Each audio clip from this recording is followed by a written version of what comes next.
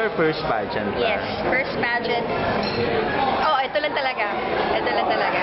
Ano yung nag-udyok sa'yo to join the pageant? Alam niyo po, honestly, kasi, di ba, lagi kong sinasabi, very vocal ako na gusto ko talaga sumali ng Pilipinas. Pero, one day na lang, pagkagising ko, bigla na lang ako, inisip ko na lang na I'm ready. I'm ready to do it. Game na ako, may confidence na ako.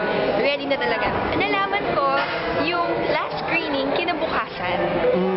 Talaga? Kinabukasan siya. So, medyo na-rattle ako. Medyo, sabi ko, sige na, kahit hindi ako prepared, pupunta ako. Kung ano man mangyari, a-accept ko. Pupunta ako, yung requirements ko, hindi pa complete and everything.